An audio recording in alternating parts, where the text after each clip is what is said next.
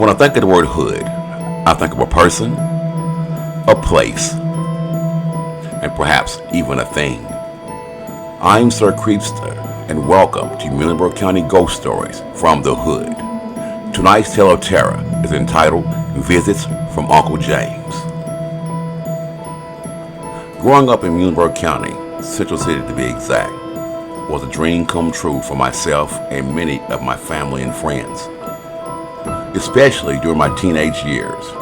Regardless of the many unexplained experiences I myself and several of my family and friends had to endeavor, the good unmistakably outweighed the bad. And because I was blessed with so many peers, whether it be family or friends, there was rarely a dull moment in the hood. But whenever there was a bad moment, you can best believe that it was as bad as it possibly could be, especially when it involves a loved one that you happen to have been very close to, even if the relationship the two of you shared was just for a little while. Tonight's tale of terror revolves around just that, reminding us all that even though you think that they are no longer here amongst the living, how wrong you just might be. So, sit back, relax, grab some snacks, and be terrified by yet another Muhlenberg County ghost story from the Hood. The year this particular story began was around 1974. Back then, I was a very outgoing and energetic kid from the Hood who happened to be very close to his family, especially with the many uncles that I was blessed to have. Reason being was most likely because I too was a young man myself. For the most part, many of them were several years older than me, all except one, and that one happened to be my mama's baby brother, James Legler Salisbury, who I always referred to simply as Uncle James. Because Uncle James was only around 12 or 13 years older than me, the slight age difference made it easier for me to relate to him, opposed to all of my other uncles, who happened to be several years older. I think what really made me admire and look up to my Uncle James so much was the fact that he was an Air Force veteran, a military man who proudly served his country. On top of that, he was also a great husband to his wife and an awesome father to his two sons, Tyrone, aka Big Ty, and his younger brother James Jr., who more often than not went by his nickname, Junie. Whenever Uncle James came around our house, the love and affection he gave his sister was undeniable, and one could clearly see that it was a mutual bond, especially noticing that Mama truly loved her baby brother as well. Life was going well for me and my family at that time. That was up until one fateful night when life as we all knew it would forever change. The joy and happiness that we all had grown used to feeling would suddenly turn to hurt and pain, especially for my dear mama, my grandparents, and the family of my Uncle James. Around June or July of '74, me and my brother had just laid down in our beds to call it a night, and our sister had been asleep for a while, when out of nowhere we would hear our mama let out a scream so loud that it probably startled the dead, shouting out at the top of her lungs the words, my brother, oh my brother." Immediately after Mama started screaming, hard knocks could be heard throughout the house, coming from our front door. The knocks were so loud that they sounded like thunder, causing my dad's hound dogs, which happened to be in a pen on the backside of our house, to start barking like crazy. Dad would get up to answer the door, and I would faintly overhear my uncle's best friend Pete hysterically trying to tell my dad that Uncle James had just been accidentally shot in the head at a good time house that was located only a few hundred yards from the backside of our house, and for Dad to be sure to let Marie know. But from the way Mama had screamed out, this was obviously something that she somehow knew anyway, based on what she yelled out when we were all suddenly awakened from our sleep. Pete didn't bother to wait on the ambulance to come and transport his best friend, Uncle James, to the hospital. It was later revealed to Mama that he and a couple of other friends of his had lifted Uncle James up from a puddle of blood and placed him in the back seat of Pete's car, and Pete sped off towards Greenville as fast as he could in hopes of saving his best friend's life. Once in Greenville, the hospital staff rushed to do all they could to save my Uncle James' life. But not having the medical staff on hand to work on Uncle James, they quickly decided that he needed to get to a hospital that could properly handle this type of severe gunshot wound. Life flight really wasn't heard of at that time, at least not in the hood. So, unfortunately, my uncle had to be driven by ambulance to Vanderbilt Hospital, which was located in Nashville, Tennessee.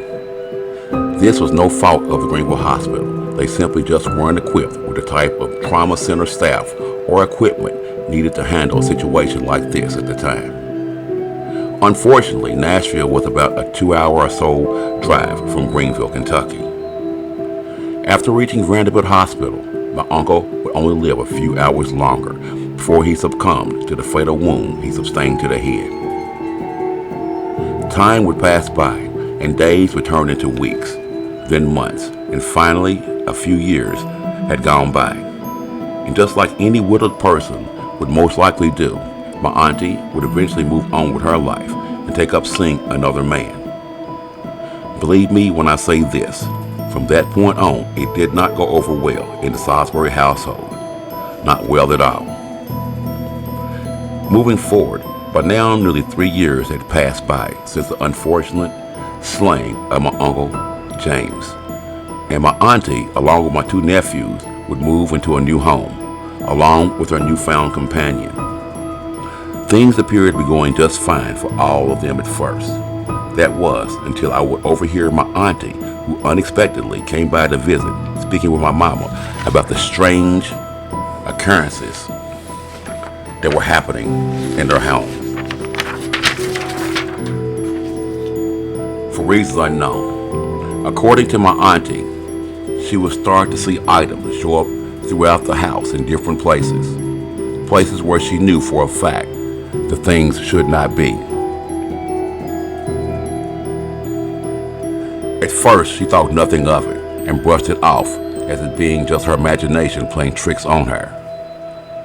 But these sinful, harmful occurrences started to slowly escalate as time went by, becoming more pronounced in detail, such as an oil painting that she had hanging in the living room of Jesus Christ, on one occasion appearing to have what looked like blood running out its eyes, only to come back a few minutes later to find the painting to be perfectly fine. She also spoke with my mom of hearing James call out her name periodically throughout the day, knowing all so well that James was dead. Mama patiently listened to her sister-in-law talk about these strange happenings and would tell her that it sounds like your house might be a little haunted, girl, in a jokingly kind of way, of course. But from the sound of my auntie's voice, she didn't find Mom's slight humor to be the least bit funny.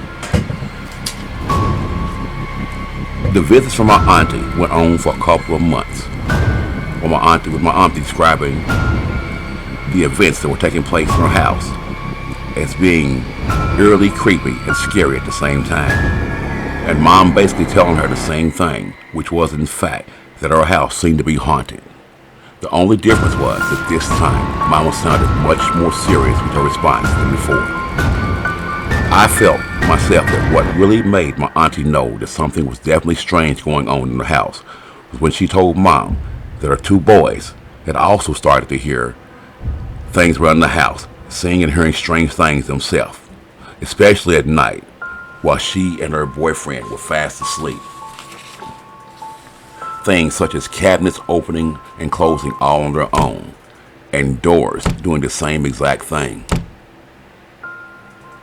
By now my auntie was on the verge of coming unglued, or perhaps even losing her mind, and it was obvious from the frightened tone in her voice when she spoke with my mama. What started out as her being a curious sister-in-law had suddenly turned into one that was living in a life in total fear, based on the difference in her body language as well as her voice. One could easily tell that all my auntie wanted was to simply get to the bottom of why this was suddenly happening in her home. And more so important, what could she do, if anything, to make it stop? This was something that my mama seemed to have no answer for my auntie. All she did was tell her that she should probably pray on it and perhaps bring it to the attention of her pastor or someone who specialized in dealing with spirits or whatnot, such as a medium or perhaps even a fortune teller. But before my auntie would have the chance to go to and seek the help of a pastor and church, things would come to a horrifying conclusion involving her two boys. According to my auntie, one stormy night, the boys, who were still in their preteens, would come bursting down the hallway screaming and then begin to beat emphatically on her bedroom door, all along begging her to get up out of bed and let them in. For the past couple of months, according to my auntie, the boys had come to her bedroom at night asking her to let them sleep in the room with her and her boyfriend because they had gotten frightened by something and were too afraid to sleep in their own room by themselves. At first, my auntie told Mama that she allowed the boys to do it on occasion, but that she had stopped recently, citing that she felt the boys were just making it up to try and come between her and her boyfriend purely out of jealousy or envy. So she just let them knock on their door until they finally realized that she wasn't going to open the door for them, and they would eventually get tired, go back to their bedroom, and go back to sleep. Only this time it was different, according to my auntie. This time she could clearly hear the fear and terror in their voices as they cried and pleaded for her to let them in. So she jumped up out of bed and ran to their door to allow them to enter. The two brothers rushed by their mama, leaped onto the bed next to her boyfriend, and quickly pulled the bedspread over their heads, all along crying to their mama and telling her that their daddy was standing in the living room dripping wet with rain with an angry look on his face, and he had what appeared to be mud all over his shoes. My auntie was going to tell my mama that she thought that Tyrone, the eldest, must have just had a bad dream, and that because of the way he was acting, it had obviously scared Junie. So she told them both to hush up, take their butts to sleep, as she climbed back in bed right next to them. My auntie went on to tell my mama that she was the first one to wake up the next morning at around 5 a.m. She got up out of bed, headed towards the bedroom door. She then said the closer she got to the door, a strange feeling fell over her, and that she started to feel lightheaded and nausea for some unknown reason. But she just shook it off, pressed ahead, and opened the bedroom door. She immediately noticed that it was pitch black dark in the hallway leading to the kitchen. So she fell down on the side of the wall until she found a light switch and turned on the lights in the hallway. And to her surprise, my auntie told Mama that when she glanced down at the floor, coming from inside the living room area and leading all the way up to the front door of her bedroom, were pairs of muddy footprints. At that point, she would tell Mama that she nearly wet on herself and fainted at the same time. As she stood there and gathered her senses, she told Mama that she went into the linen closet, grabbed a large rag, ran some hot water in a bucket, and cleaned up all the muddy footprints best she could, all along in total shock and disbelief. She told Mama that not only long after that morning, the man that she had been seeing at the time apparently caught wind from her two sons of what all had been going on, especially what had transpired on that night, and he appeared to have gotten spooked from the details of the events, and he unexpectedly broke off their relationship, running away like a scared dog. According to my auntie's conversation with Mama, from that point on, all of the unexplained things that went on in the house that involved around her and her sons suddenly stopped, and things went back to normal. The boys instantly began to be happier and more outgoing, and she too felt the change. It was as if a heavy weight had been lifted off of her and her kids. Mama told her that yes, a huge weight had been lifted off her and all of them, and based on what she could make out from her story, it was all because of the visits that she and her sons had gotten from her brother, Uncle James. From that day on, never again did I hear Mama or anyone speak out about the particular incident. Everyone would go on to live a peaceful and normal life. But a word to the nosy night dwellers. If you're ever in that part of Central City, formerly known as Holy Town, and you see an old abandoned house that looks inviting, think twice before you step foot inside its seemingly harmless empty shell. Because once inside, you too just might experience a frightening, unpleasant run-in with dear old Uncle James, still lurking the hallway in search of his loving family. As for the good time house that my Uncle James unfortunately lost his life in, the owners of that house at the time, according to the wife, would spend countless efforts in trying to remove the blood stains left in the carpet, which would often appear heavier whenever it rained. Finally, they decided to just remove the carpet entirely. And it was then that the blood stains stopped appearing.